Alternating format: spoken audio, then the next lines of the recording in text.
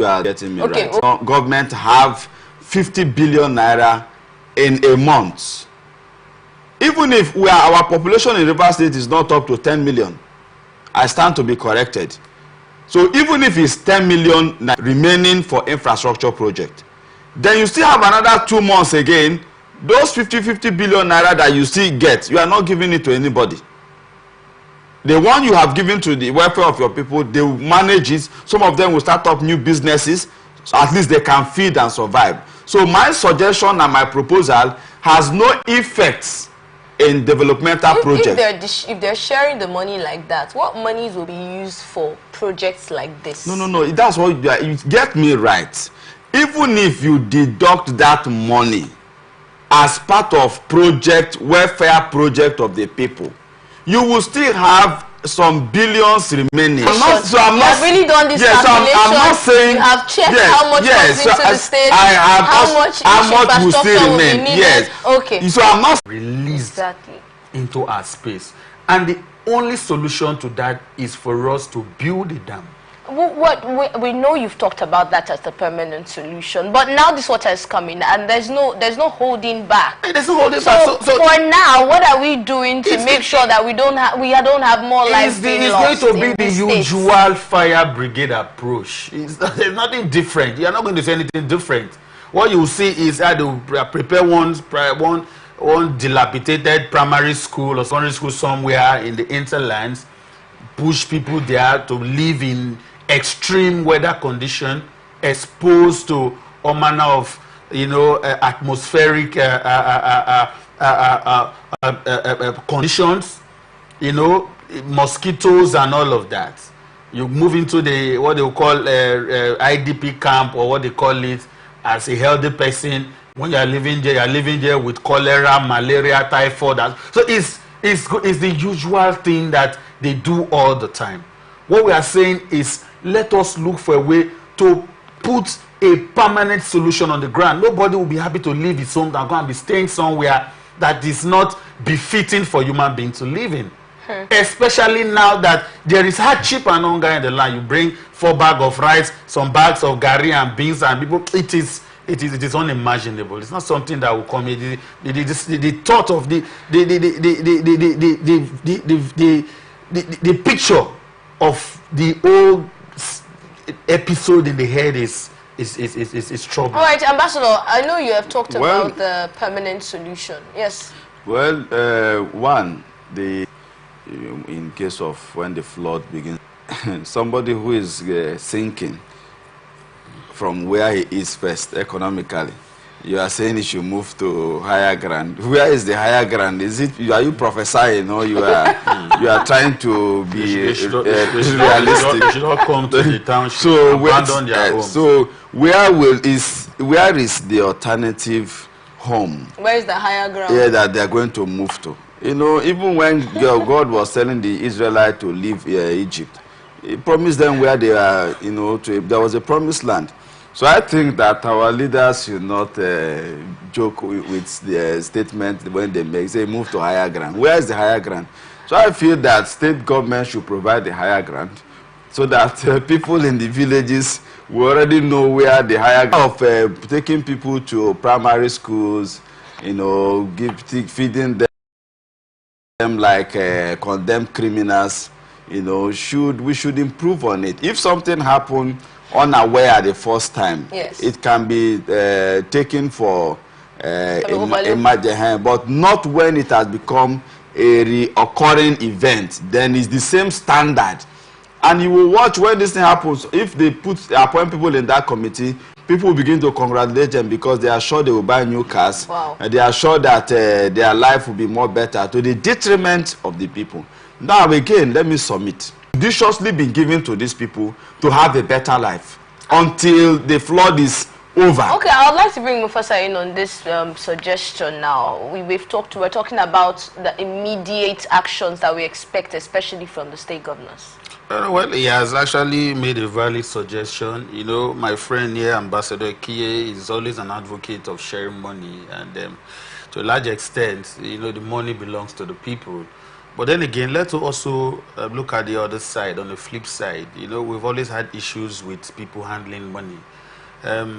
When you give out 2 billion naira, for instance, maybe a floods committee to go and take care of the people, most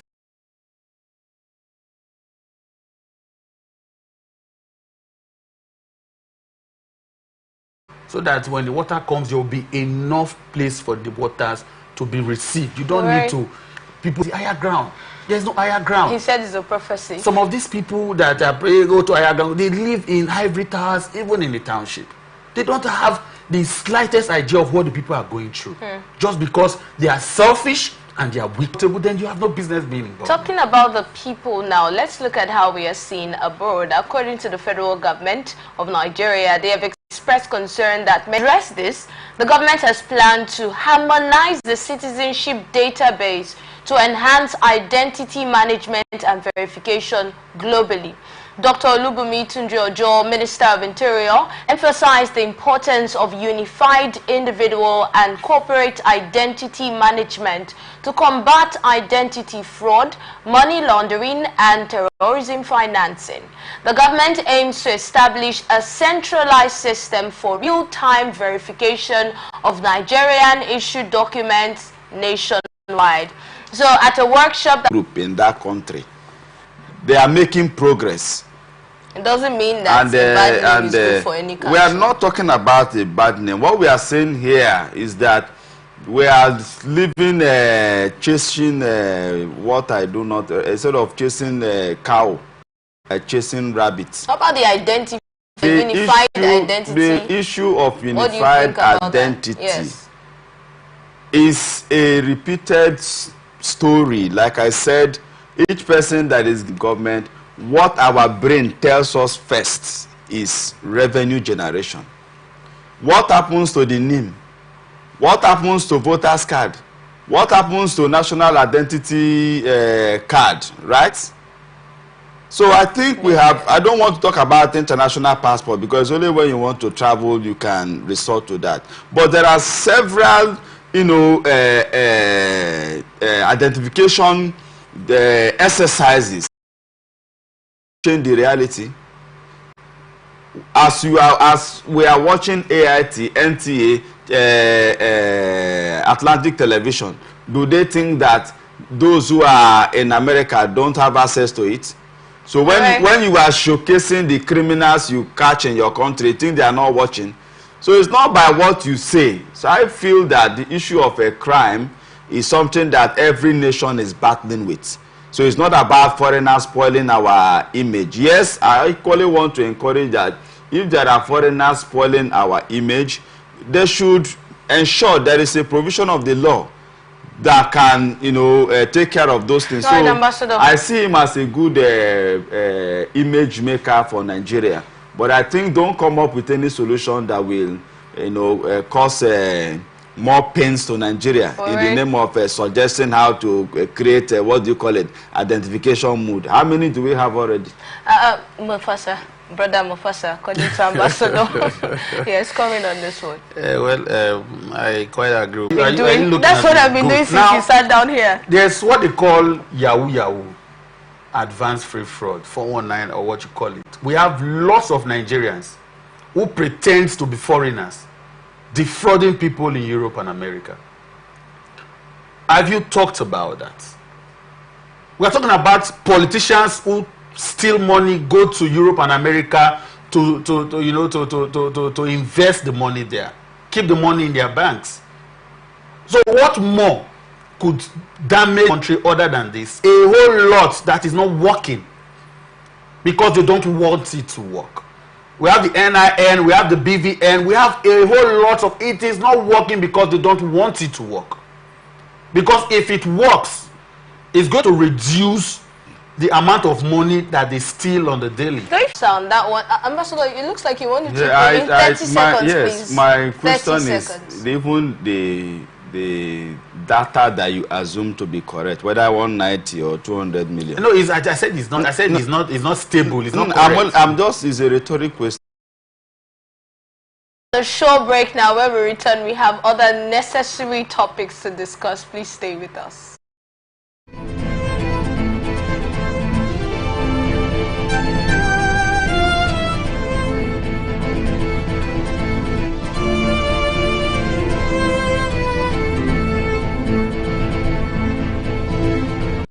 front lines across the ocean to the land beyond the mountains. Through the Sahara, we bring all the sport news, live analysis, expert discussions on trending stories in politics, business, socio-economic, sports, and documentaries. So catch all the updates on the happenings around the globe. Stay focused on the fact today, only on ATN.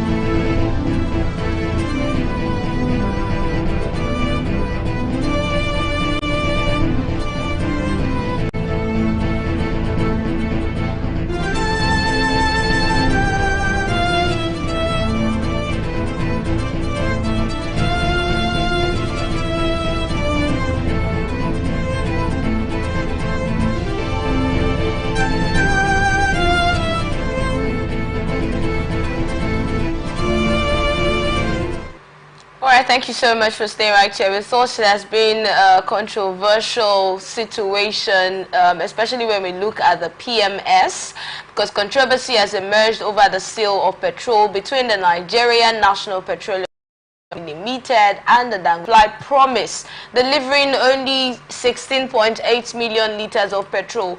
However, Dangote refutes this, stating it has delivered 111 million liters in just 3 days and continues loading.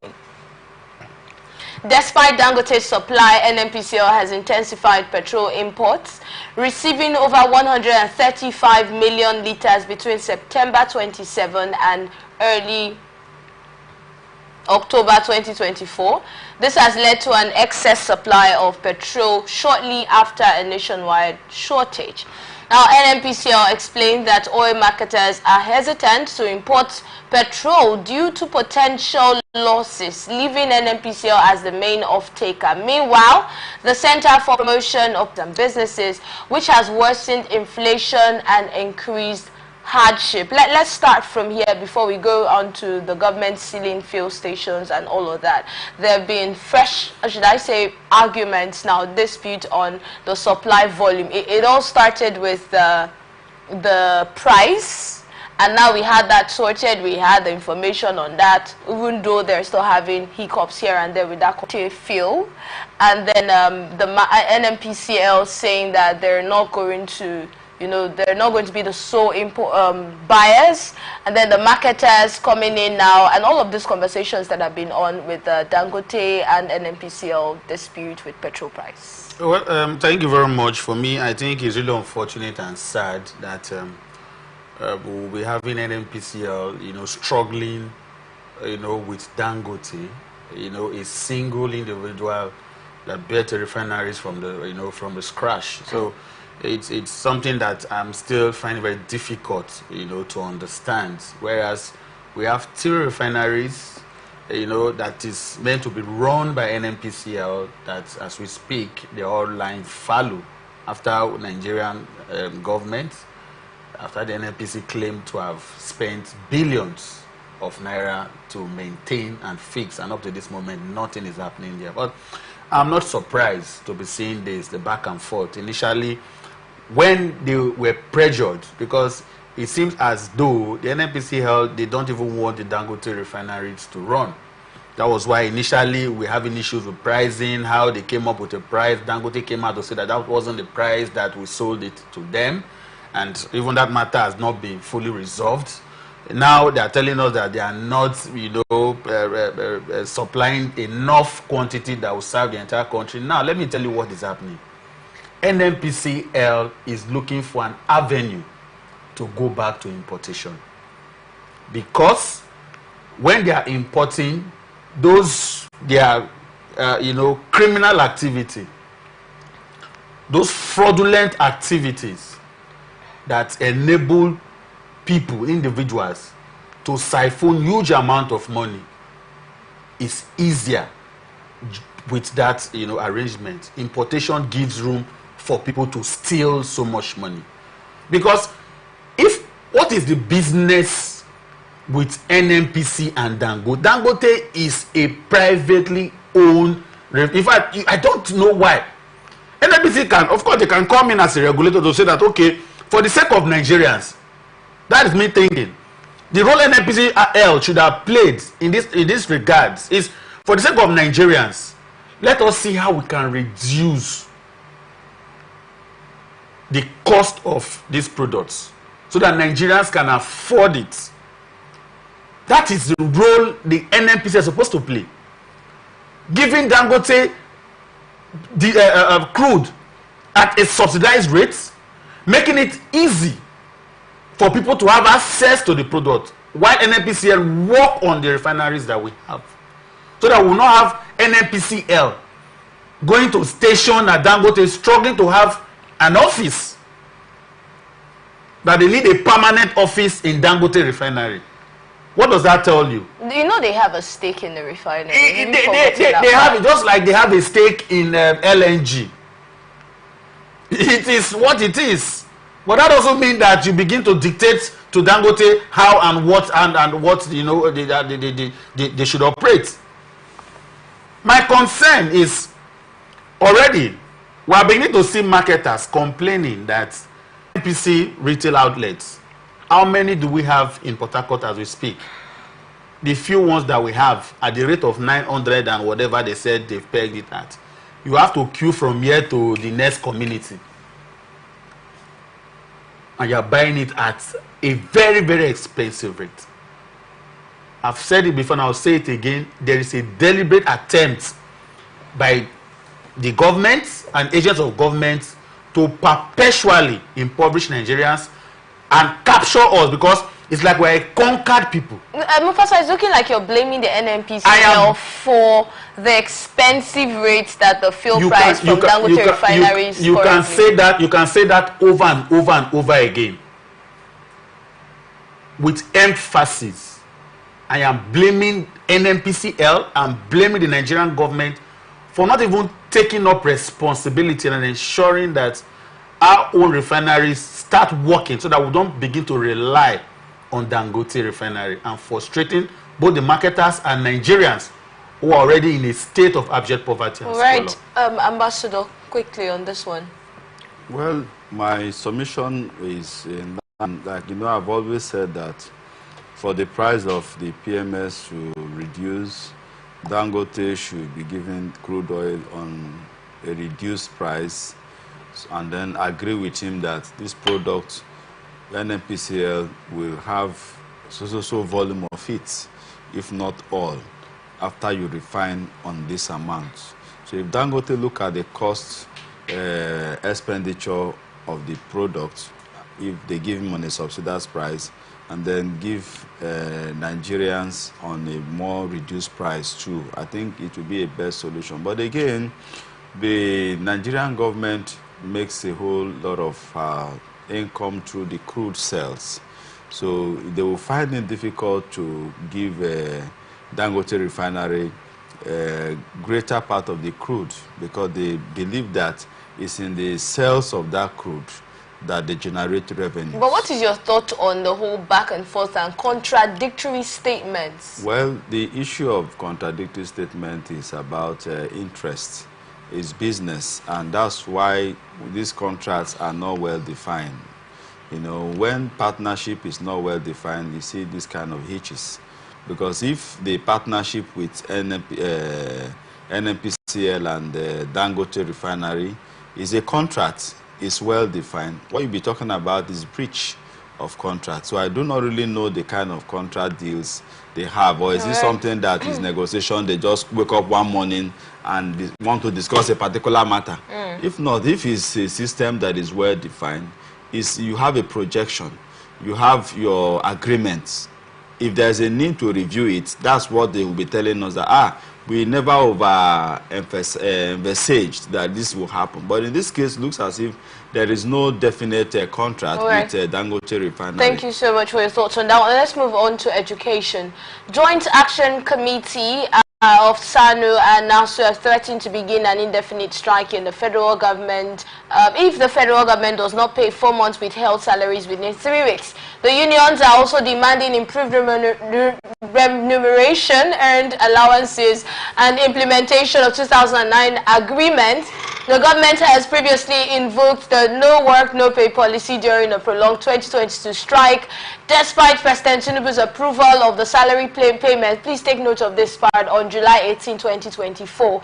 Now, no payments have been made yet. The union's ultimatum starts on September 17, 2024, and failure to meet their demands may lead to a strike. I would like to get you on this one first, Mufasa, quickly. It's an agreement. Yes. You know, they said agreement is agreement, and if there's an agreement, you are meant to, meet up with, the terms and conditions of that agreement. And of course, you should understand where ASU, have, their own way of trying to force the hands of government. I really do not blame them, because you also agree with me that the educational sector in this country has been marooned in the wilderness of abject neglect. It seems as though